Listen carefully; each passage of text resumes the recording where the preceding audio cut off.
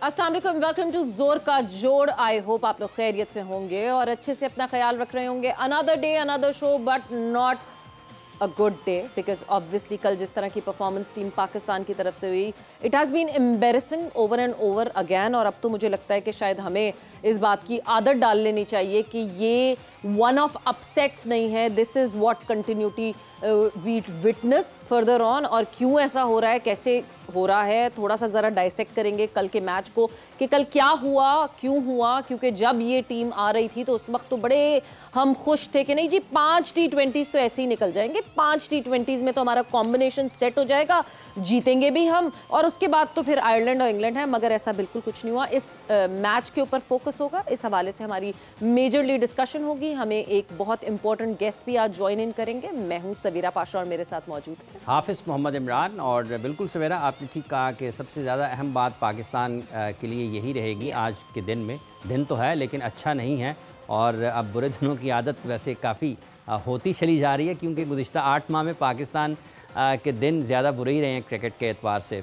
कोई ज़्यादा अच्छी चीज़ें हुई नहीं हैं। बिल्कुल अच्छी खबरें, हम एक क्रिकेट ही तो है जिसके पीछे पाकिस्तान की पूरी कौम दीवानी है। मगर यस, इस दीवानेपन को मुझे लगता है आहिस्ता आहिस्ता ये भी कम हो रहा है, बिकॉज जब आपकी टीम परफॉर्म नहीं करती तो शायकीन का इंटरेस्ट कम होता जाता है। दिसंबर 2021 वाज द लास्ट टाइम जब वेस्ट इंडीज से हम एक T20 सीरीज जीते थे। 2021 में 2021 दिसंबर, यानी 2.5 साल हो गए हैं। हम एक भी T20 सीरीज अपने नाम नहीं कर सके, होम और अवे। लेकिन हम तो नंबर 1 हैं। बस हम नंबर 1 बॉलिंग साइड भी हैं, हम नंबर 1 हैं, हमारे बैटर्स रैंकिंग में सामने सामने टॉप 10 में दिखते हैं। मगर क्या करना है ऐसी रैंकिंग का जब हम एक न्यूजीलैंड की भी नहीं, शायद सी साइड को भी ना हरा सकें और वो हमसे बेहतर जो है वो ज़्यादा समझें। तो खैर, कमिंग अप टूवर्ड्स क्या हो रहा है स्पोर्ट्स में, दुनिया भर में क्या हो रहा है। सो व्हाट्सएप इन स्पोर्ट्स में सबसे पहले ऑब्वियसली वही ये खबर जिसके ऊपर हम बात कर रहे हैं। न्यूजीलैंड ने चौथा T20 जीत लिया एंड अभी ये जो 5 मैचेस की सीरीज है उसमें बर्तरी हासिल कर ली है 2-1 से। न्यूजीलैंड टीम जो है वो आगे है टीम पाकिस्तान से। गद्दाफी स्टेडियम में कल जो मैच खेला गया, जिसके हवाले से हम बात कर रहे हैं, जिसके हवाले से हम दिल बर्दाश्ता हुए हुए, 179 रन का जो टारगेट, जो टोटल था, उसको फेस कर रही थी टीम पाकिस्तान। और लग ऐसा रहा था कि बॉलर्स ने अपना काम कर दिया, बिकॉज जिस तरह न्यूजीलैंड ने शुरुआत की थी लग ऐसा रहा था वो 200 रन तक चले जाएंगे। बट बॉलर्स ने जो है वो अपना काम किया और रोकने की कोशिश की। दो के बॉलिंग में लेट मी रिमाइंड यू के चेंजेस हुए थे और आपके spearhead bowlers Shaheen Shah Afridi और नसीम शाह नहीं खेल रहे थे, बट बैटिंग ने किया डिसअपॉइंट। और बैटिंग करते हुए जो है वो टीम 174 रन ही बना सकी। 4 रन से जो है वो शिकस्त हुई टीम पाकिस्तान को। 4 रन की जीत हासिल की टीम न्यूजीलैंड ने। और ये सारा हालो अहवाल रहा। कोई एक बैटर जो है वो सस्टेनेबिलिटी नहीं दिखा सका। फ़खर जमान ने 61 रन ज़रूर बनाए, इफ्तिखार और फ़खर जमान ने उम्मीद ज़रूर जगाई, मगर फिनिश ना कर सके। ड्यू के बावजूद भी जो न्यूजीलैंड के बॉलर्स हैं उन्होंने हमारी कंडीशन को ज़्यादा अच्छी तरह समझा एंड हमारे बैटर्स को हिलने ही नहीं दिया, रन ही नहीं बनाने दिए। डेब्यूटेंट जो न्यूजीलैंड के डेब्यू किया है जिन्होंने सीरीज़ में रॉर के, वो तो आज अपने आप को एक बहुत ही बड़ा स्टार समझ रहे हो। सो स्टार्स बनाते हैं हम ऑपोजिशन के। हाँ, मौका देते हैं। जब हम न्यूजीलैंड में खेले थे तो उस वक्त भी हमारे वही हालात थे। हम यहाँ पर खेल रहे हैं अपने मुल्क में तो हमारे यही हालात हैं कि हम जीत नहीं पा रहे हैं। और जैसा आपने कहा कि उनके नए खिलाड़ियों को एक बिल्कुल चमकने का मौका पाकिस्तान ने दिया, बिल्कुल दिया। और कल जैसा कि आपने कहा कि कंडीशंस हमारी थी, लेकिन समझा उन्होंने बेहतर तरीके से और उसको इस्तेमाल भी किया। और अब जो इस्तेमाल इन दिनों हो रहा है पाकिस्तान की क्रिकेट के साथ कि किस तरीके से खिलाड़ियों को इस्तेमाल करना है, उसी पर बात की है पाकिस्तान के साबिक टीम डायरेक्टर, साबिक कप्तान मोहम्मद हफीज़ ने अपने ख़यालात का इजहार किया है। वो ये मानते हैं कि ये जो सिलेक्शन की पॉलिसी है पाकिस्तान में ये कोई इतनी अच्छी नहीं है। ये बात उन्होंने की है मोहम्मद आमिर, इमाद वसीम और उस्मान खान की पाकिस्तान टीम में सिलेक्शन को सामने रखते हुए। और उन्होंने कहा है कि अगर इनको लाना भी था टीम में वापस तो फिर पाकिस्तान को ये चाहिए था कि ये डोमेस्टिक क्रिकेट खेलते और फिर वहाँ से पाकिस्तान की टीम में ये मुंतखब होते।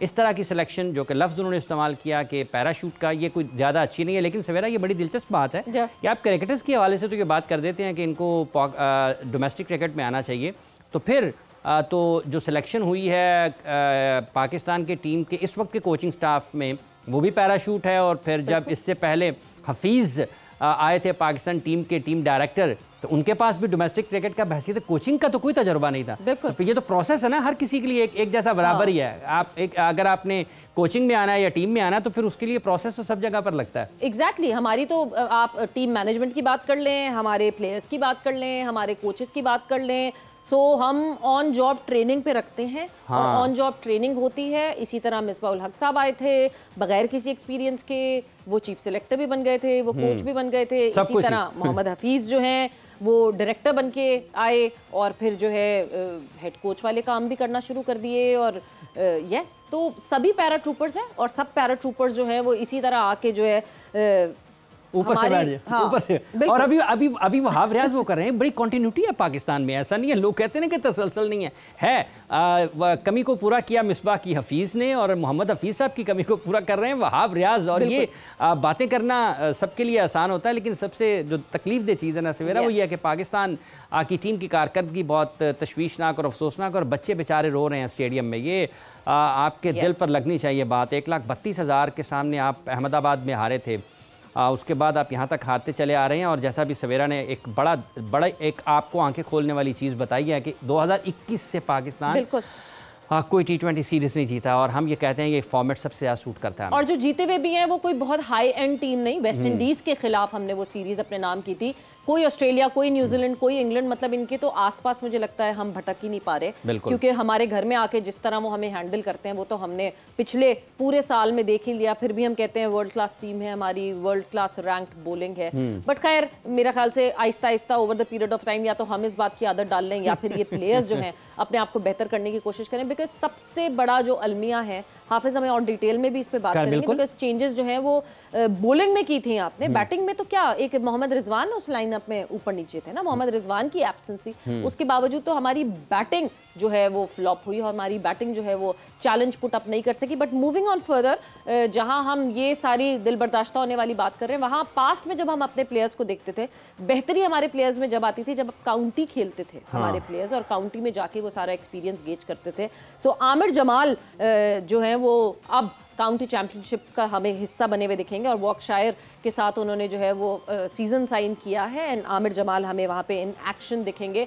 सो आई होप कि ये जो काउंटी की इंडक्शन अब हमें दिखते हैं, हमारे प्लेयर्स, अब्बास भी खेले, शाहीन भी खेले, हमारे जो प्लेयर्स जा के काउंटी में खेलते हैं, आई होप उससे ही कुछ बेहतरी आ जाए। क्योंकि जो हमारा डोमेस्टिक सिस्टम है वो कल के इस मैच के बाद बहुत ही बुरे तरीके से एक्सपोज हो गया है कि एक रुकी जो न्यूजीलैंड का है वो हमारे इस डोमेस्टिक के जो प्लेयर्स हैं उनसे बहुत ज़्यादा बेहतर है। बिकॉज यही वो बैटिंग लाइनअप है, यही वो टीम थी जो PSL में सेंचुरीज पे सेंचुरीज बना रही थी, चौकों पे छक्के लगा रही थी, मगर इंटरनेशनल सिनेरियो में कुछ नहीं कर। रुकी ने आपके, जैसे आपने उनका नाम लिया, तो सारे बल्लेबाजों को पाकिस्तान के रोके रखा रन्स बनाने से, और वो रन्स नहीं बनाने दिए। लेकिन जो रुक नहीं रही है चीज़ वो ये है कि वो T20 वर्ल्ड कप की जो ट्रॉफ़ी है चमकती दमकती, वो पाकिस्तान पहुंची हुई है इस्लामाबाद में, शक्करपड़िया में उसकी रुनमाई हुई है। और अगर इसकी हम बात करते हैं तो डबल डेकर बस के ज़रिए पाकिस्तान के इसको मोनूमेंट में पहुंचाया गया, और उस मौका पर PCB के ओहदेदारान भी मौजूद थे। ICC के जो जनरल मैनेजर हैं, पाकिस्तान क्रिकेट बोर्ड के चीफ एग्जीक्यूटिव ऑफिसर भी रहे वसीम खान साहब, वो भी पाकिस्तान मौजूद हैं इस ट्रॉफ़ी के साथ। तो ये एक ट्रॉफ़ी, जाने जाने कैसी कैसी ट्रॉफ़ीज़ मेरे दिल को जलाने आ जाती हैं। अब एक तरफ हम हार रहे हैं और दूसरी तरफ ये ट्रॉफ़ी जो है वो हमारे ज़ख्मों पर नमक छिड़क रही है। बहरहाल इसको देख के हम मुतहर्रिक ज़रूर होंगे कि हम ये जीत सकते हैं। बिल्कुल जी, और कल गद्दाफ़ी स्टेडियम में, कल नेशनल क्रिकेट अकेडमी में जो है ये ट्रॉफ़ी पहुंच जाएगी, और कल जो है यहाँ लाहौर में जो ऑब्वियसली जो मीडिया है और जो जर्नलिस्ट हैं वो इस ट्रॉफ़ी को देख सकेंगे। तो यहीं से इसको हम गौर से देख लें और मार्क कर लें, क्योंकि पता नहीं आगे हम क्या करने वाले हैं वर्ल्ड T20 में कि नहीं। बट मूविंग ऑन फर्दर, और जैसे ही वर्ल्ड T20 2024 की बात हो रही है, सो यूज़ेन बोल्ट का तो नाम आया था कि Usain Bolt would be the ambassador for the world T20 2024। Another ambassador जिनका नाम सामने आया, क्योंकि बड़ा रेलिवेंट है वर्ल्ड T20 से उनका जो रिश्ता है। पहले वर्ल्ड T20 में जिस तरह उन्होंने एक रिकॉर्ड कायम किया था और 6 छक्के एक ही ओवर में उन्होंने हिट आउट किया था, Yuvraj Singh has been nominated as the ambassador for the World T20 2024. So yes, आप का बिल्कुल एक वो लगता है कि नहीं जी, जब शुरुआत हुई थी T20 वर्ल्ड कप की उस वक्त से एक रिकॉर्ड युवराज सिंह के पास है। एंड यस, बिल्कुल सही, मुझे लगता है एप्टली उनको एम्बेसडर बनाया गया वर्ल्ड T20 2024। बिल्कुल रियल मैच विनर सवेरा, जिस तरह से आपने उनका जिक्र किया कि बिल्कुल रेलेवेंट जो हैं तो वो युवराज सिंह हैं। लेकिन जब हम रेलेवेंसी की बात करते हैं तो फिर साथ ही साथ रमीज़ राजा साहब का भी नाम जहन में आता है, क्योंकि उन्होंने कहा है कि ये नाम नहाद तजर्बा है जो पाकिस्तान की क्रिकेट में इन दिनों न्यूजीलैंड के ख़िलाफ़ जो पाकिस्तान क्रिकेट खेल रहा है इसमें जो तजर्बात हो रहे हैं, इसको उन्होंने कहा है कि ये बिल्कुल नाम नहाद हैं। इसका मतलब ये है कि रोटेशन पॉलिसी के हवाले से उन्होंने बात की और जितनी भी चीज़ें उन्होंने कही हैं, बिलखुसूस चूँकि न्यूजीलैंड की टीम वो नहीं है जिसमें उनके बेहतरीन खिलाड़ी शामिल हैं जो कि वर्ल्ड कप में खेलेंगे, तो यकीनी तौर पर रमीज़ बहसीत पाकिस्तान क्रिकेट बोर्ड चेयरमैन साबिक कप्तान पाकिस्तान, एक नुमाया मुबस्सर हैं क्रिकेट के, तजर्बाकार क्रिकेट कमेंटेटर हैं, उनकी तरफ से क्रिकेट के हवाले से कोई भी बात आएगी तो यकीनी तौर पर वो अपनी जगह पर अहमियत ज़रूर रखती है। बिल्कुल। और व्हाट्सएप में जाते जाते आखिरी खबर, क्योंकि वुमेन वर्ल्ड कप क्वालिफायर्स का तो सिलसिला चल ही रहा है, मगर रिकॉर्ड्स जब बनते हैं तो बिल्कुल आप जो है आपकी फ़ौरन नज़र जो है वो उस तरफ चली जाती है। और इंडोनेशिया की अगर मैं बात करूं, जो प्लेयर है इंडोनेशिया की रोमालिया, उन्होंने जो है एक रिकॉर्ड बनाया T20 की तारीख में। ये रिकॉर्ड रकम किया कि एक भी रन दिए बगैर उन्होंने 7 विकेटें हासिल की। मंगोलिया के खिलाफ ये T20 मैच चल रहा था और इंडोनेशिया वर्सेस मंगोलिया कि इस मैच में 17 साल ऑफ स्पिनर ने 3 ओवर्स और 2 बॉल्स की, जिसमें एक भी रन स्कोर करने नहीं दिया ऑपोजिशन के बैटर्स को, एंड 7 विकेटें हासिल की। So one feather in the cap of this 17-year-old। और ये 17 साल जो बॉलर हैं ये आगे जाके और अपने मुल्क का नाम रोशन करें। यू नेवर नो, आप आने वाले किसी टाइम में जो है इनको मेन राउंड्स में भी खेलते हुए देखना शुरू कर दें। वक्त जाहिर सी बात है और लगेगा, मगर शुरुआत अच्छी है। And with that moving on further, obviously हमारा ज़्यादातर फोकस आज यही रहेगा कि कल जिस तरह की हमें एक शिकस्त हुई है, कितनी दफ़ा हम एम्बैरस होंगे, कितनी दफ़ा जो है हम ये कहेंगे कि नहीं जी हम तो रोटेट कर रहे हैं, इस वजह से हमें अपनी बेंच को ट्राई करना है, हम जो है एक कॉम्बिनेशन बनाने की कोशिश कर रहे हैं और कॉम्बिनेशन बनाते हुए तो ये तो चलता है कि विकेट हम मैच हार जाएंगे इन बिटवीन या नहीं हारेंगे। सो ये पूरी डिस्कशन अब हम आके लेके चलेंगे, क्योंकि हमारे साथ हमारे गेस्ट मौजूद हैं। और जब मैं इनका तारुफ करवाती हूँ तो मैं तारुफ कराते हुए ये सोचूं कि पाकिस्तान क्रिकेट बोर्ड में कौन सी ऐसी पोस्ट रह गई है जो अभी तक हमारे इन गेस्ट ने नहीं की। बिकॉज पाकिस्तान के farmer cricketer, Pakistan cricket team के साथ फॉर्मर मैनेजर, फिर जो है फॉर्मर चीफ सिलेक्टर, एंड कौन सी पोस्ट रह गई मैं ये इनसे खुद जानना चाहूंगी। हारून रशीद साहब हमारे साथ मौजूद हैं। हारून साहब अस्सलाम वालेकुम and welcome to the show. Signals का कोई मसला है हारून साहब, कुछ आवाज़ आपकी टूट रही है। हम कोशिश इस वक्त हम कोशिश नहीं दुआ कर सकते हैं कि ये सिग्नल्स बहाल रहें और हम आपको बिल्कुल बग़ैर किसी तातुल के सुन सकें। तसलसल का वैसे खासा फुकदान रहा है अच्छी कारकर्दगी में पाकिस्तान की, और ये जो सिग्नल्स हैं इस वक्त इनकी भी तसलसल जो है कारकर्दगी में उतना ज़्यादा अच्छा नहीं है। आप सुन रहे हैं? जी जी जी जी बिल्कुल। थोड़ी सी ब्रेक कर रही है आवाज़, ज़रा मुश्किल से आपकी बात जो है वो समझ आ रही है। बट अस्सलाम वालेकुम and welcome to the show Haroon साहब।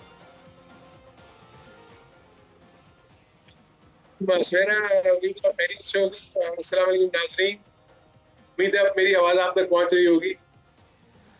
अब पहुंच रही है हारून भाई, बिल्कुल पहुंच रही है। तो हारून साहब सबसे पहले तो वही, जब मैं इंट्रोडक्शन कराते हुए मैंने कहा कौन सी ऐसी पोस्ट रह गई है जो अभी तक पाकिस्तान क्रिकेट बोर्ड में हारून साहब आप नहीं आए जिस पोस्ट पे। अब तो एक ही रह गई है सवेरा, वो है चेयरमैन की पोस्ट।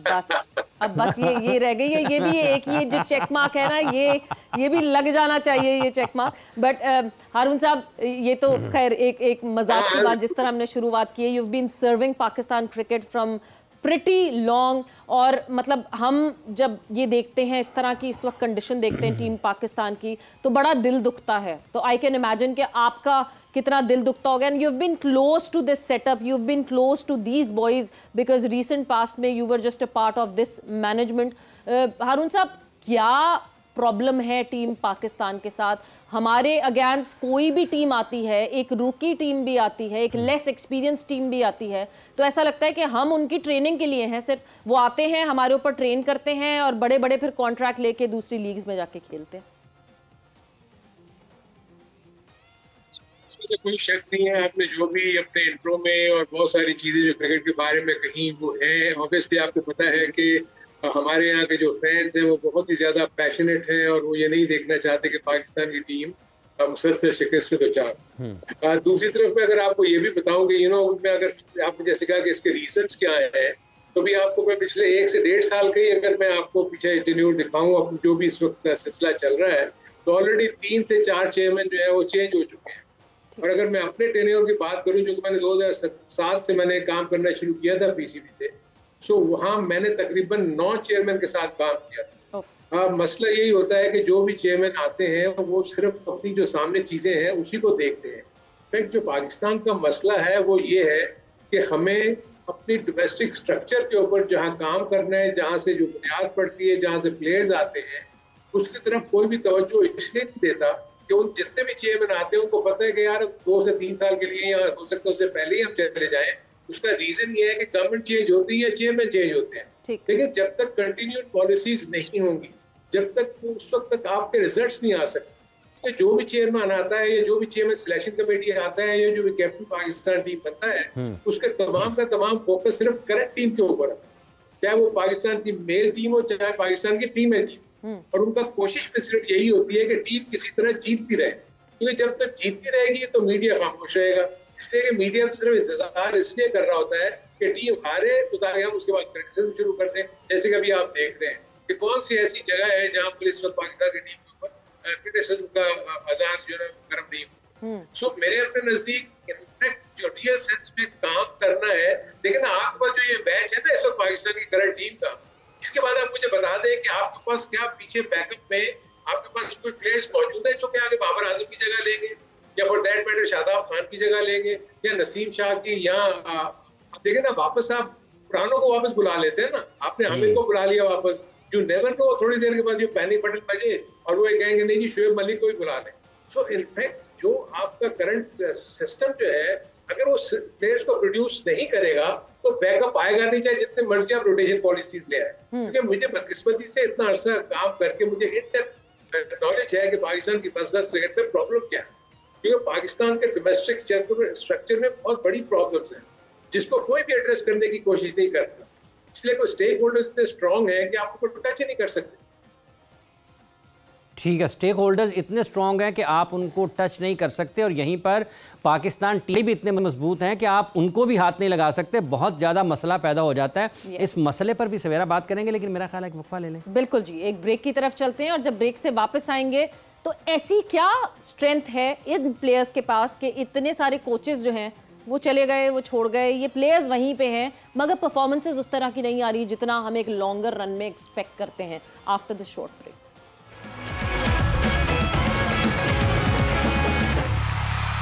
जोर का जोड़ में आपको एक मरतबा फिर खुश आमदीद कह रहे हैं। हारून रशीद साहब हमारे साथ मौजूद हैं। कौन किसको टच कर सकता है, किसको नहीं टच कर सकता, मुश्किलात कितनी हैं, कि जैसा कि भी ब्रेक पे जाने से पहले बता रहे थे ना हारून रशीद साहब कि स्टेक होल्डर्स जो है ना वो बड़े मुश्किल हो जाता है उनके साथ मामलात को तय करना देखना। लेकिन यहाँ पर जो रोटेशन पॉलिसी है पाकिस्तान क्रिकेट टीम में, ये जो इस वक्त जिसको मुतारिफ़ करवाया गया है, इसमें भी लगता है कि कुछ चीज़ें ऐसी हैं जिसको छेड़ा नहीं जा सकता। हारून साहब, आपको तो बड़े गहरे तरीके से इसके बारे में इल्म होगा। देखिए, आप इसका सबसे बड़ा रीजन तो ये है, देखें कि जो कॉन्स्टिट्यूशन है पीसीबी का, उसके मुताबिक बहुत सारी चीजें ऐसी हैं कि ऑब्वियसली आप उसके अगेंस्ट नहीं जा सकते। अब दूसरा ये है कि जो उस कॉन्स्टिट्यूशन में जो रोल है उन स्टेक होल्डर्स का, उनको तो वो करने दिया नहीं जा रहा। आप मुझे ये बताएं कि जो आर्म्स है पीसीबी की जो एसोसिएशंस हैं, क्या वो सेल्फ रिलायंट हैं? वो नहीं है। फिर पीसीबी का कॉन्स्टिट्यूशन कहता है कि उन्होंने सारी क्रिकेट अपने इलाके की खुद चलानी है, पीसीबी उसको फंड करेगा। इस वक्त तो सिलसिला ये हो रहा है कि पीसीबी तमाम के तमाम मामला पिछले कुछ अरसे से जो है ही चला रहा है। क्लब क्रिकेट भी पीसीबी कराता है, वो स्कूल क्रिकेट है तो वो भी पीसीबी कराता है, और अगर कॉलेज क्रिकेट जो भी शुरू किया, जो कि T20 का फॉर्मेट में क्रिकेट शुरू किया, मुझे तो समझ में नहीं आया इसके पीछे क्या ब्रेन वेव्स थी जिसके मुताबिक ये टूर्नामेंट शुरू कराए गए। तो जब तक आप एम्पावर नहीं करेंगे अपने अपने उन एसोसिएशंस को जिनका रोल है कि उन्होंने अपने इलाके में क्रिकेट को बेहतर करना है, वहां से लड़के क्लब खेल के जब ऊपर आएंगे तो आपको वहाँ खुद बनेगा। तो फिलहाल ऊपर जो आपके पास 20 से 25 लड़के हैं, उनके गिर्द आप घूम रहे हैं और उसी के गिर्द आप घूमते रहेंगे। घूम फिर के वही मोहम्मद आमिर वापस आएंगे, घूम फिर के फिर मोहम्मद शोएब मलिक दोबारा कहीं आपको आते हुए नजर ना आ जाए। सो मेरे अपने नजदीक जब तक दूरदर्श पॉलिसीज नहीं बनेंगी, हम स्टेक होल्डर्स को सेल्फ रिलायंट नहीं करेंगे, इनको एम्पावर नहीं करेंगे, तो आपके इश्यूज रहेंगे। देखिए, हम तो ये फील करते हैं कि पाकिस्तान की टीम जब भी उतरेगी मैदान में वो जीत के ही आएगी। भाई आप ये भी तो देखें कि दूसरी दुनिया की जो टीमें हैं वो भी तो आपसे खेलने के लिए आई हैं, तो जीतने के लिए आई ना, वो हारने के लिए तो नहीं आई। ठीक है, तो बहुत बड़े कंट्रास्टिंग अगर आप देख लें, पीएसएल को देख लें और आईपीएल को देख लें। आईपीएल में इस वक्त तमाम वो प्लेयर्स दुनिया के खेल रहे हैं जिन्होंने आपको वर्ल्ड कप में एक दूसरे के खिलाफ खेला। फिर अगर आज जो पीएसएल देखते हैं तो पीएसएल में वो प्लेयर्स खेल रहे थे जिन्होंने वर्ल्ड कप का हिस्सा ही नहीं होना, सिवाय पाकिस्तानी उन प्लेयर्स के जो आपके इस वक्त मेन प्लेयर्स हैं। सो कॉन्ट्रास्ट का फर्क तो देख लेना। जो इस वक्त स्ट्राइक रेट 200, 250, 180, 190 का जो आपको आईपीएल में नजर आ रहा है, आपका जो इस वक्त स्ट्राइक रेट है मिडिल ओवर्स में सबसे कम है, सेकंड बेस्ट है। अफगानिस्तान के बाद पाकिस्तान नीचे से नंबर 2 है, 7.103 जो है वो अफगानिस्तान का और 7.30 वो पाकिस्तान का। फिर है ऑस्ट्रेलिया जो टॉप पे है उसका 8 पॉइंट समथिंग कुछ ऐसे ही। सो आप खुद सोचें कि जब तक आप ये मैच नहीं करेंगे आप दूसरी टीमों के खिलाफ, तो आप कैसे मैचेस जीतेंगे? बट हारून साहब, मुझे एक बात नहीं समझ आती ना, ये स्ट्राइक रेट की डिबेट ये नई तो नहीं है। ये स्ट्राइक रेट की डिबेट हम पिछले कोई 3 साल तो मुझे लगता है ऐसा हो गया है कि हम 2-3 साल से ये स्ट्राइक रेट की डिबेट हम मुसलसल बात कर रहे हैं। ब्रैडबर्न आते हैं, ब्रैडबर्न कहते हैं नहीं जी पाकिस्तान वे से खेलेंगे, एक पाकिस्तान वे इंट्रोड्यूस किया जाता है। ये स्ट्राइक रेट की डिबेट टेस्ट फॉर्मेट में हमें श्रीलंका के अगेंस्ट पाकिस्तान टीम जो है वो तेज खेलता हुआ दिखती है और एकदम से ऐसा लगता है कि शायद ये पाकिस्तान वे जो है ना, ये हम कोई बेसबॉल टाइप की चीज नहीं निकाल के लेकर आए हैं और अब हमें स्ट्राइक रेट पे काम होगा। बिकॉज बहुत क्लैरिटी में ब्रैडबर्न ये कहते हैं कि नहीं जी जो फॉलो नहीं करेगा इस चीज को वो टीम का हिस्सा नहीं रह सकता। बट वो चले जाते हैं, ये लड़के वही हैं और वही स्ट्राइक रेट की डिबेट वही रुकी हुई है। कल के मैच में चेंजेस हुई, रोटेशन हुई, बॉलर्स ने नहीं हराया, कल बैटर्स ने हराया। अफसोस इस बात का है, बॉलर्स की वजह से हार जाते ना तो आप कहते ठीक है आपने अपने मेन स्ट्राइक बॉलर्स को बिठाया हुआ था, शाहीन और नसीम नहीं खेले थे, हम तो बैटिंग की वजह से हारे हैं कल।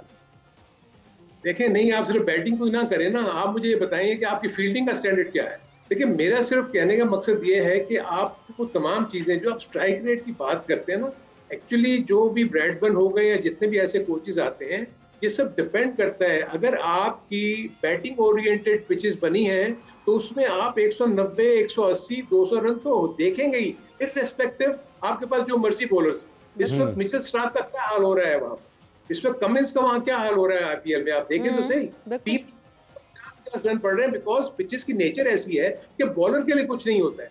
इसलिए आपके स्ट्राइक रेट की अहमियत बढ़ती है। तो गुड बैटिंग पिचेस आपके बैटर्स को हर किस्म के बॉलिंग का मुकाबला करना आना चाहिए। फिर पाकिस्तान का इशू ये है कि पाकिस्तान के पास 2 ओपनर्स ऐसे हैं कि जो अपनी जगह नहीं छोड़ सकते।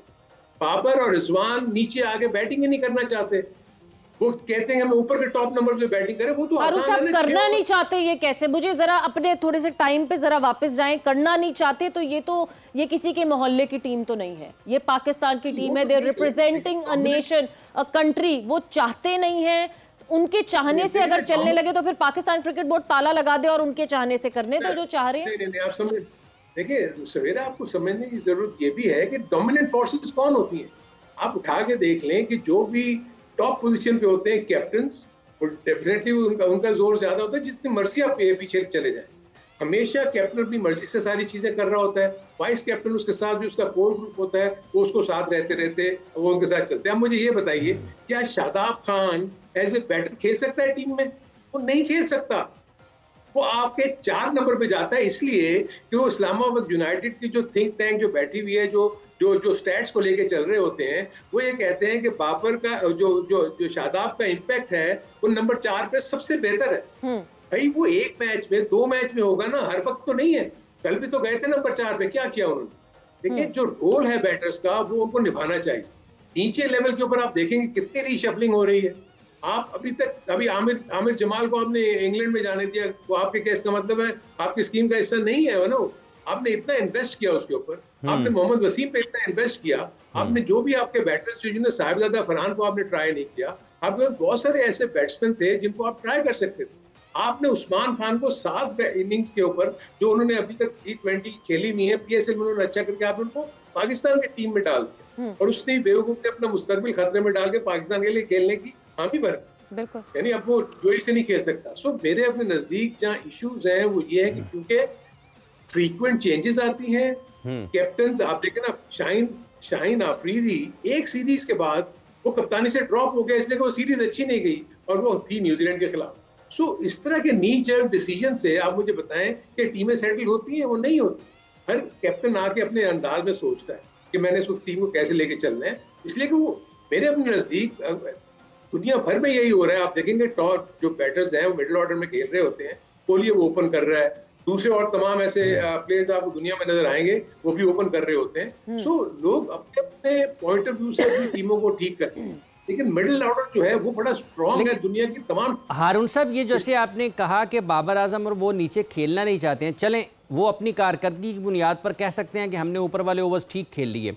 जब नंबर 4, 5, 6 के बल्लेबाज अगर आपने तैयार करने हैं, जो कि आपने हवाला भी दिया कि पाकिस्तान उस जगह पर स्ट्राइक रेट के एतबार से नीचे से दूसरे नंबर पर है, तो ये नंबर 4, 5, 6 के लिए तैयार किसने करना था? ये किसकी जिम्मेदारी थी? क्यों नहीं हुए हैं? देखिए हाफिज, इसमें ये देखो ना, अब मैं आपको ये देखें ना, आप जो रोटेशन की बात कर रहे हैं, तो क्या रोटेशन ये नहीं हो सकती कि जिन ओपनर्स को आप नीचे भेज रहे हैं, जिन ओपनर्स को आप आप फखर जमान को नीचे भेज रहे हैं, आप और बाकी जो ओपनर्स हैं, जिन उस्मान खान को आप नीचे भेज रहे हैं, तो आप ये भी तो एक्सपेरिमेंट करके देख सकते हैं ना यार, let them go and play as an opener. हम तो नीचे आके देखते हैं कि क्या हम वो 4-5 में जो में खला महसूस हो रहा है, क्या हम उसको फुलफिल कर सकते हैं या नहीं कर सकते? भाई आप टॉप की प्लेयर्स हो ना, आप की बैटर्स हो, दुनिया आपके बैटिंग को मानती है, तो जब आप फर्स्ट 6 ओवर में अगर आप कुछ कर सकते हो, तो आप नीचे आकर भी तो कर सकते हो ना, अपने आप को ऑलराउंड एबिलिटी वाला प्लेयर बनाओ ना। मेरे अपने नजदीक एक्सपेरिमेंट्स ये होने चाहिए कि जो आप ओपनर्स को नीचे भेज रहे हैं। हारून साहब, इजी सेड देन डन। मतलब हम जो प्लेयर्स इनसिक्योरिटी की बात करते हैं, ये प्लेयर्स इनसिक्योरिटी की बात तो सदियों से चलती आ रही है पाकिस्तान क्रिकेट में। प्लेयर्स इतने इनसिक्योर होते हैं, रिजवान अपनी इंजरी छुपाते रहे और बैठे नहीं, मैचेस खेलते रहे, तो आप कह रहे हैं वो अपनी जगह छोड़ देंगे? हफीज को 2 महीने लगे बाबर को कन्वेंस करने के लिए कि नीचे खेल लो आके, रिजवान को तो वो कन्वेंस ही नहीं कर पाए क्योंकि नहीं, तो आप कह रहे हैं कि वो छोड़ के अपनी जगह खुद कहेंगे कि आओ ऊपर कोई और करे? इसीलिए सवेरा अभी जो आपने थोड़ी देर पहले ही बात की, तो इसका मतलब है कि पाकिस्तान आपके ज़हन में नहीं है ना, आपके पास सिर्फ जाती और इंडिविजुअली सारी चीजें हैं कि यार मैं ऊपर रहूंगा, मैं अगर 5 से 10 ओवर खेल लेता हूं तो कम से कम मैं 40-50 तो कर ही जाऊंगा ना, चाहे वो मैं 30 बॉलों में करूं, 35 बॉलों में करूं, 40 बॉलों में करूं, क्योंकि ऊपर आपको पता है कि गैप्स मिल रहे होते हैं। 6 ओवर्स में आपके पास 2 फील्डर्स बाहर होते हैं, आपको रन्स भी मिल जाते हैं। सो रियल सेंस में जरूरत क्या है, अगर अब मैं अच्छा टॉप का प्लेयर हूं तो मैं नीचे आके भी तो जिताने की कोशिश करूंगा ना पाकिस्तान की टीम। सो जो आप बात में माइंडसेट को चेंज करना ये है। हफीज ने अगर देखे ना, जैसे ही हफीज किया तो वो आ गए ना वापस ओपन बाबर, वो कन्विंस कर लिया था, पहले वो नंबर 3 जा रहे थे वो खेलने के लिए, अब जैसे ही हो गए फिर ओपन कर रहे हैं। उन्होंने रिजवान को कन्विंस कर लिया कि आप नीचे चले जाओ, रिजवान अब जो है वो नीचे आके बैटिंग करते हैं। इसका मतलब ये है कि हफीज की बात नहीं मानी गई, बाबर की मान ली गई, तो इसका ये फिर उसके साथ जुड़ती है ना कि आप सिर्फ और सिर्फ पाकिस्तान टीम की कारकर्दगी को नहीं देखते हैं, आप ये भी देखते हैं कि मुझे कह कौन रहा है। रिजवान को भी वो नहीं हाफिज, यही तो वो चीज है ना। देखें, मसला ये है कि आप देखेंगे थ्रू आउट, अगर पाकिस्तान की हिस्ट्री उठा के देखेंगे तो पाकिस्तान के कैप्टन्स ने हमेशा एक बड़ा असर्टिव रोल प्ले किया है। आप चाहे इंजमाम को ले लें, आप चाहे इमरान खान को ले लें, आप चाहे जिस मर्जी कैप्टन को ले लें, राशिद लतीफ को ले लें, जितने भी कैप्टन्स बने हैं ऑब्वियसली वो अपने पॉइंट ऑफ व्यू से सोच रहे होते हैं ना कि यार मैं अपनी टीम को लेके इस तरह चलूं। लेकिन ये जरूर था कि यार कि ठीक है, हमारा जो रिकॉर्ड्स है वो तो अपनी जगह पे है, लेकिन पाकिस्तान के लिए भी अच्छा होना चाहिए। अगर आप एरा टू एरा अगर आप देखेंगे तो आपको नंबर ऑफ विक्ट्रीज, वसीम अकरम हो गए, वकार यूनुस की कप्तानी भी जो है आप देखेंगे वो भी कोई इतनी अच्छी नहीं थी। 2 या 3 प्लेयर्स के अलावा जिनको मैं समझता हूँ कि जो बहुत सक्सेसफुल कैप्टन रहे, उन्होंने टीम को भी देखा और अपना इंटरेस्ट। यहाँ मैं फील कर रहा हूँ कि ये तो बैठ के मिलजुल के स्ट्रेटेजी बनाने वाली जरूरत होती है ना। आप कैप्टन को इतनी पावर्स दे देते हैं, अब आप मुझे बताएं ना, इस वक्त पावर किसके पास है? There is no chief selector. अब 7 बनते हैं, उनमें डिसीजन कौन लेगा? सो जो उससे नजर आता है कि आपने कैप्टन को एम्पावर किया हुआ है कि जी जो कैप्टन चाहेगा वो मिलेगा उसको। अगर चेयरमैन होता जो सिलेक्शन कमेटी का तो आगे असर्ट करता, वो कहते नहीं मैं फील करता हूँ ऐसा होना चाहिए। हारून भाई, कोच को सोल्यूशन क्या है? सोल्यूशन क्या है? हम ये देखें, ये वो वाली बातें जो हमें पता है, हमें डोमेस्टिक और इंटरनेशनल का गैप भी पता है, हमें ये भी पता है कि जो PSL में सूरमा बने घूमते हैं ये इस वक्त जब खेलते हैं तो ये अच्छा नहीं खेल पाते। ये इंटरनेशनल सिनेरियो में अभी जो लेस एक्सपीरियंस न्यूजीलैंड साइड है उनके बॉलर्स को फेस नहीं कर पा रहे। कल एक जो इस सीरीज में जिसने डेब्यू किया है रोर के, वो जिस तरह हमारे 3 बैटर्स को आउट कर देता है, जिसमें हमारे world class batter Babar Azam भी है जो कि अपनी गलती की वजह से आउट हुए। उस बॉल में कोई खास बात नहीं थी जिसकी वजह से वो आउट हुए। सोल्यूशन क्या है? एक आखिरी T20 रह गया इस टीम के अगेंस्ट, क्या यही टीम भी हमें हमारे घर में हरा के चली जाएगी? What is the solution forward? इस बात के तो देखो इम्कानात हैं। मुझे फील होता है कि पाकिस्तान की टीम को जो भी आखिरी मैच है वो जीतना चाहिए, इसमें तो कोई इशू नहीं। क्योंकि पाकिस्तान के, देखिए आपने एक्सपीरियंस का जिक्र किया कि आपने जो जिक्र किया, आप मुझे बताएं कि जो न्यूजीलैंड के प्लेयर्स आए हैं उनका एक्सपीरियंस ही नहीं है ना, लेकिन उनको जो फर्स्ट क्लास क्रिकेट है या उनकी जो डोमेस्टिक क्रिकेट है उसमें तमाम टॉप प्लेयर्स के खिलाफ खेल रहे होते हैं वो, इसीलिए तो इस टीम में शामिल हुए हैं। आप मुझे ये बताइए कि पाकिस्तान की डोमेस्टिक क्रिकेट में हमारा जो कैलेंडर इस तरह का बनाते हैं, आप मुझे बताइए पाकिस्तान के टॉप प्लेयर्स साल में कितने डोमेस्टिक के कॉम्पिटिशंस खेलते हैं सिवाय T20, वो भी PSL जी। आपकी तमाम प्लेयर्स बाहर की लीग्स खेल रहे होते हैं और आपकी डोमेस्टिक क्रिकेट यहाँ चल रही होती है। अभी भी अगर आप देखेंगे उन्होंने सिर्फ एक विंडो दे दी हुई है कि भी IPL में अपने प्लेयर्स को छोड़ देंगे। आप देखेंगे जिसको वापस बुलाना चाहते हो वापस बुला लेते हैं, और बाकी ऐसे प्लेयर्स हैं जो खुद छोड़ के चले जाते हैं। मिचेल मार्श छोड़ के चले गए, दूसरे वो मैक्सवेल छोड़ के चले गए कि नहीं यार मैंने वर्ल्ड कप पे कंसंट्रेट करना है। दिस इज वेयर नेशनलिज्म जो है वो सामने आता है कि हमने अपने मुल्क के लिए कुछ करना। सो ये माइंडसेट चेंज सिर्फ जब तक कोर टीम नहीं बनेगी जिसमें चेयरमैन सिलेक्शन कमेटी, जिसमें कैप्टन, जिसमें PCB का चेयरमैन, और ये सारे एक पेज पे नहीं होंगे कि हमने इस टीम को लेके चलना कैसे है और हमने कौन कौन से ऐसे स्टेप्स लेने हैं जिससे हम टीम को, यानी हारून साहब ये तो मुझे लगता है एक बहुत लंबा और तवील सफर है। शॉर्ट टर्म में हम किस तरह इस पे जो है वो कहते हैं ना शॉर्ट टर्म क्या प्लान बनाएंगे कि हम वर्ल्ड T20 में कुछ बेहतर कर सकें, कुछ समझ नहीं आता। बट बहुत बहुत शुक्रिया, thanks a lot for your time. वक्त यहाँ पे जोर का जोड़ का ख़त्म हो गया है एंड अभी तक जो हालात हैं वो अच्छे नहीं हैं टीम पाकिस्तान के लिए। लेट्स सी के आखिरी T20 किस तरह खेलते हैं। यहाँ सवेरा और हाफिज़ को इजाज़त दीजिए, अपना बहुत ख्याल रखिएगा। टेक केयर, बाय बाय, अल्लाह हाफ़िज़।